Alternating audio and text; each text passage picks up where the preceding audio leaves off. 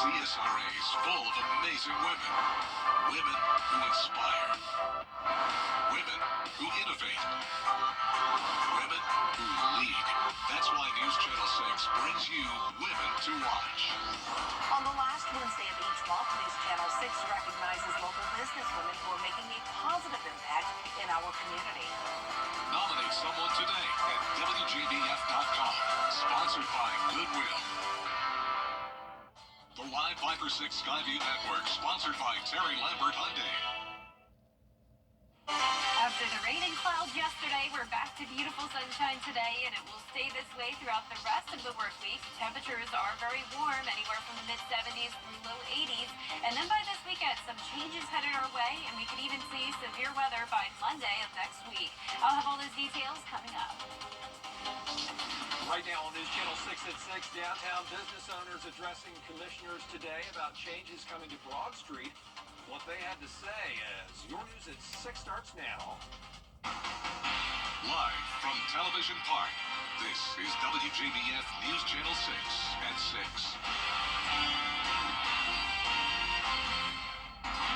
Good evening, everybody. I'm Brad Beans. Thanks for joining us. Jenny is off tonight. Well, with the azaleas blooming, you know it is close to Masters Week, and while some are preparing as much as possible, others are still dealing with the impact of Hurricane Helene on their homes. Bria Smith here now to tell us how homeowners and rental companies are getting ready. Bria?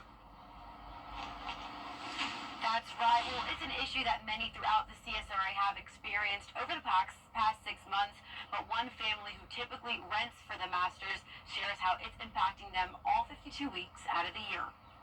A huge pine tree obviously just came through this room. Ann McCrae and her family have lived in this home in this neighborhood for the past 33 years. This year is a little different because we won't be able to rent. And we need this quite immediately after the storm. The leftover damage from the storm has forced her family to live in just certain parts of her home. We lost a master bedroom and we lost a full bathroom upstairs. We lost our deck and we have a screen porch, and all of that was damaged. And we had 6 or 7 trees on the house, 2 through the house. The McCraes are not the only ones who rent their homes each year experiencing damage. Local rental home companies have homeowners who needed to put in extra work into their master's home preps. Definitely been busy. Crunch time is here. Homeowners are gathering all the information they need, housekeeping schedules, and those last minute touches to the houses. We still see tarps on roofs, gutters damaged, fences down, so it will look different. And with 1 week away, corporate quarters, Kelly Starr has homes. The homeowners are definitely feeling some pressure to get everything done and for their home to be beautiful and comfortable for Masters. It'll be fun to see the activity going on in the neighborhood, the comings and goings, see if anybody famous happens to rent around, and so anyway, it will be interesting, and we'll actually be able to go to the tournament. Still, McCrae says her and her family are blessed because she knows it could be a lot worse. And on the other hand, rental companies are expecting Masters guests as early as next week. For now, reporting live in Augusta, Bria Smith, WJBF, News Channel 6. It is time now for our first check of our weather, and for that, let's check in with our chief meteorologist, Jenna Petracci. Well, what a beautiful day we have today. Lots of sunshine, dry weather, low humidity, and right now on our Terry Lambert Hyundai Skyview cam, you can see just that as we take a look over the Savannah River. A great day to be out and about. Temperatures are definitely warmer than yesterday by a whole 10 to 15 degrees. So we're done with the clouds and rain, and temperatures are out of the 60s and back into the 70s. We came awfully close to the 80s 80-degree mark today, but stay just shy of it with some places getting to 79. Now down to 78 in Thompson and Evans, Swainsboro at 75, Augusta currently sitting at 77, 76 in Aiken, and 78 in Lincolnton. Our satellite and radar showing the clear conditions all across the CSRA, and same story for all of Georgia and South Carolina. A warm front is up to the north of us, so that's why we warmed up today. We have that southwest flow coming in behind it, and now we're watching this weak cold front that'll pass us later on this evening. No rain or cloud cover along this front, but we will see a shift in wind direction tomorrow, because notice right now we have that southwest wind. Once the cold front pushes through, we'll see a northwest wind, and it will be pretty breezy tomorrow, just like what we're seeing today. The sustained winds are currently up to around 17 miles per hour, and the gusts are up to 26 there in McCormick, 24 in Edgefield and Saluda, and 21 in Augusta. Relative humidity is very low, down to around 25%, so still not a good idea to burn outside under these conditions. Fires can spread very rapidly, but for the rest of your evening, things look really nice. We'll drop down to the upper 60s by 9 p.m., so pretty mild if you're out and about late tonight, but still a chilly start to our Wednesday, eventually dropping to 46. Lows will continue to stay in the 40s as highs stay in the 70s for now, but Friday we're warming up big time all the way to 83 degrees. I'll have a look at how those temperatures will change over the next 10 days coming up. Back to you, Brad. Jenna, thanks. An investigation underway in Aiken after human remains were found in a backyard. That discovery made Monday night behind a home on Woodfield Road. Investigators say they believe it's an isolated incident. They got a call about 8 o'clock last night. A neighbor went over to check on the person who lives there and then found those remains. They're going to be sent to Newberry to find out who it is and how they died. Downtown Augusta business owners take their concerns about the Broad Street construction project to commissioners, and they say they need to be kept better informed as this work moves into the central business district. George Escala has the story. The major makeover plan for Broad Street is causing major concerns for the people worried about doing business during the work. Months or years in some cases, which these projects are taking. I don't see some surviving this. Downtown business owners going before commissioners saying there's concern, even fear, when it comes to the impact of the Broad Street project. In 2 years of construction, any business owner, it's a worry.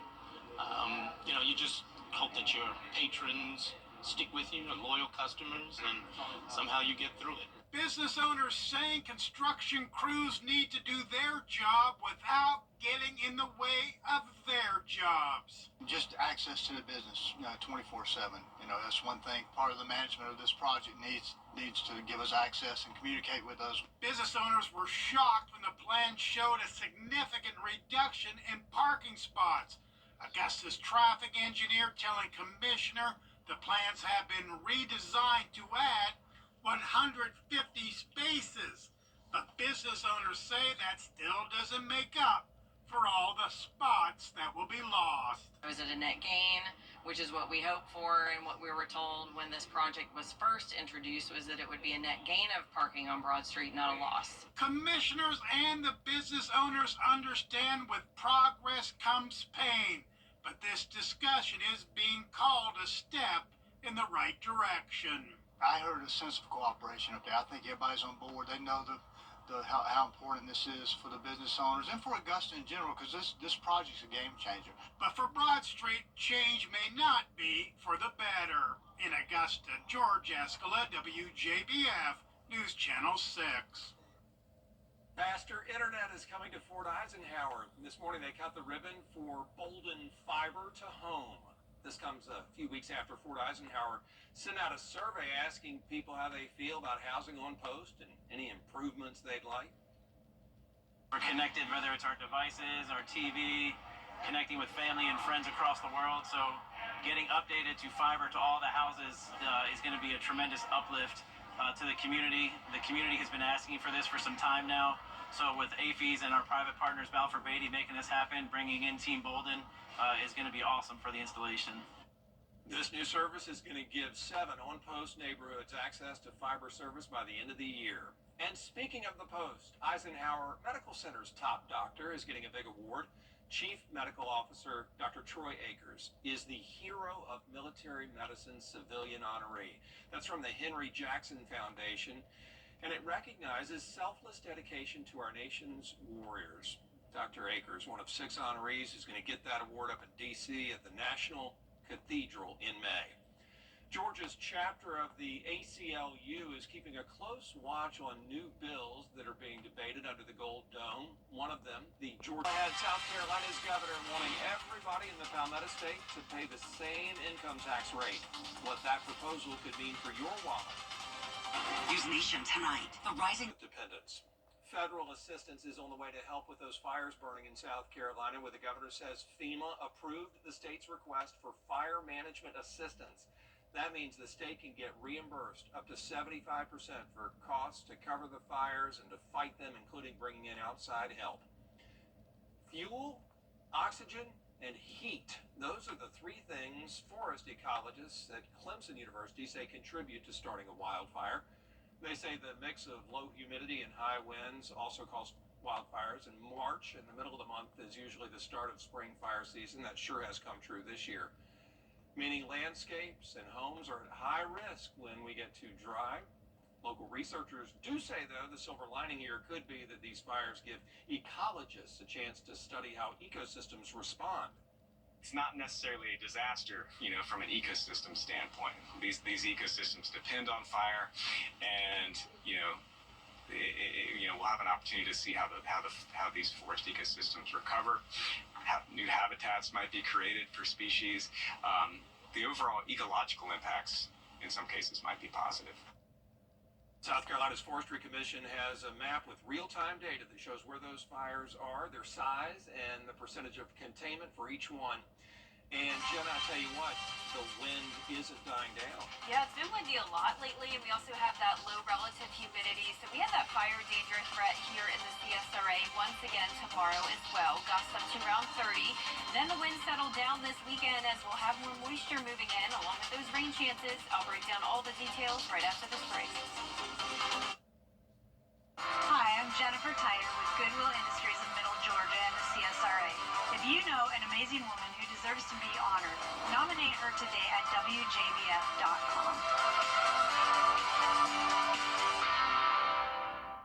At the Access One Center of T.com. The live 5 for 6 Skyview Network, sponsored by Terry Lambert Hyundai. Weather headlines on News Channel 6, brought to you by Hickson Roofing. Now, your most accurate forecast with WJBF Live 5 for 6. Welcome back. Here's another look at the beautiful sunny skies here on our Terry Lambert Hyundai Skyview Cam into Emmanuel County. And look at the American flag whipping back and forth with those gusty winds up to around 30 miles per hour today. The sustained winds are even up to 15 coming out of the west-southwest. Dew points are low in the upper 30s, humidity at only 25%. And as for our temperatures, we're sitting in the mid to upper 70s. So no one made it to 80 today, but a lot of places came close with highs around 79. Warm fronts to the north of us, so that's why we have the warmer temperatures today. Cold front will swing through tonight, and that will drop our temperatures by a couple degrees tomorrow, and it will also be breezy. So the winds will start to come out of the northwest tomorrow, once again sustained up to around 10 to 15, gusts up to 30. Temperatures starting out in the upper 40s, and then we'll climb into the mid 70s in the afternoon. Now I want to bring your attention to this chance of severe weather on Monday, the final day of March. So this is still around a week out. There's a 15% probability of severe storms all across the CSRA.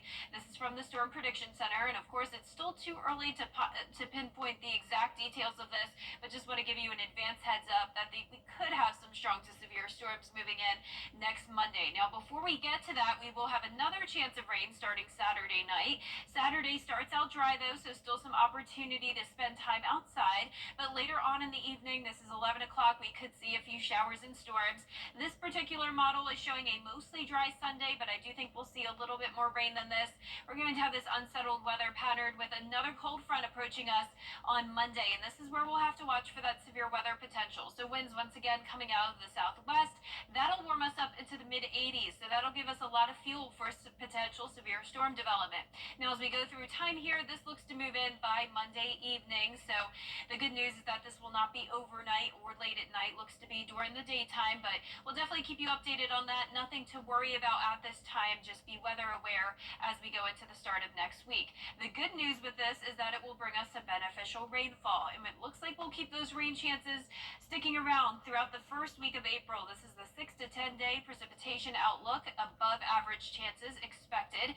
That will help out when it comes to our drought. We're still seeing a moderate drought in places like Richmond County, Columbia, up towards the northern half of the CSRA and the far southern half of the CSRA as well. Now, as for those temperatures, as I mentioned, we'll drop a couple degrees Wednesday and Thursday, but then we shoot right back up to 83 on Friday and a lot of 80s as we go into the next few days. Our lows tonight will still be chilly, 40s to around 50 degrees. Highs tomorrow will be in the mid-70s, so just a couple degrees above average. Your 10-day forecast is showing us up to 83 on Friday, 82 both Saturday and Sunday. Most of Saturday going to be dry, but we will have more clouds moving in, and then partly cloudy skies with the slight chance of rain throughout most of next week. Now, congratulations to today's umbrella winner. That is Greg Jones from Martinez. Greg, you can pick up your Viper 6 umbrella here at the station and sign up to win yours on WJBF.com. All right, thank you, Jenna. Yes.